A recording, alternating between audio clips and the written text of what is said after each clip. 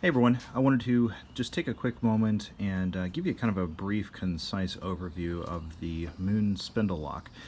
This is a Banshee here. This is my full-size spindle lock folder, and it's using my new locking system. Came up with this in September of last year, 2018, and it's been soldering on in 2019 and doing very, very well for me. So basically, the sort of genesis of this, originally I was thinking about putting an axis lock into the Banshee. And as I started working with the locking system, I started talking with some friends, and they were bringing up to me sort of the weak points of the axis locking system. It's a fantastic lock, but I kind of felt like it could be improved in a few ways. This particular Banshee has, of course, that spindle lock on there. Just kind of give you a little bit of a rundown of the knife before we get into the locking system. Gloss Stonewash DLC blade on this particular one here in 20 CV. Titanium pivot collars, glow-in-the-dark, hand-contoured LSCF on there, and a beg-style pocket clip. Now, the spindle lock is basically comprised of a few components, some of which are on the inside of the knife that you cannot see, and some are on the outside of the knife. This little bar here, which you can see on the top of the knife, slides back and forth, much like an axis lock. But where I differentiated the locking system from the legacy lock is in the way that the springs are set up and the way that the lock bar is held into the frame. On an axis lock, one of the big glaring weaknesses are the omega springs. Now, they're very thin, and obviously they allow the profile of the knife in terms of width to be a little bit thinner. But one of their big issues is that the omega springs don't really offer a whole lot of actual distance for the spring to compress over. And so as a result of that, they tend to break. I've kind of done a little bit of modeling, and according to some of the specs I've seen online, you should probably see a failure on average. If you're using it once a second for an hour every single day, you'll see a failure, maybe once every half of a year. Conversely, at the same usage rate on the compression springs that are in the spindle lock, this is basically a lifetime rating. I think it's 38 years is what they're good for, so very, very long time. And of course, I do warranty the springs in this knife for the lifetime of the knife. So you should never have any issues with breakage, but if you do, of course, you're covered.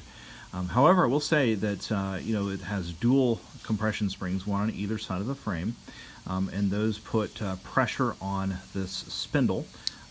As it rotates around, it cams up and locks into the top side of the blade.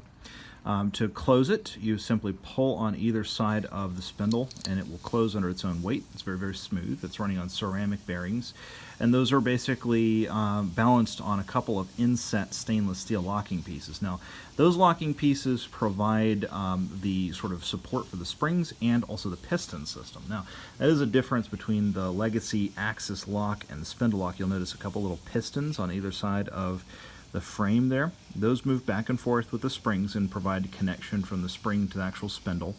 What they do is they seal up the action, so instead of having a big open hole there like on the axis lock, those actually provide a seal to the action and prevent any kind of debris, dirt, dust, stones, pocket lint, etc. from getting down into that hole. As a result of it, it runs very, very clean. Additionally, in order to maintenance this, all you have to do is take one of these screws off the top of the spindle, and this is a solid core here. That's actually hardened 440C, so it will never gall and never have any lock stick. And as you, if you need to ever maintenance this, all you need to do is rotate one of these screws off of either side, and you can press the spindle out without having to remove any additional components, and the springs will come out, kind of like an AR-15 buffer tube and spring system, or buffer and spring system. Not very dissimilar from that. Beyond that, though, I mean, the knife is fairly simple. You have a clamshell made out of, in this particular case, glow-in-the-dark LSCF. They're fit together with two halves here, and then they have basically stainless steel shanks that go through and titanium screws that hold everything together. There are inset PIM nuts for the pocket clip, and of course that means that this pocket clip is very easy to switch from left to right. If you were so inclined, I offer a no-cost left-handed option for this knife. So I will be more than happy to custom make it for you, left or right-handed, for the pocket clip, whatever dexterity that you need.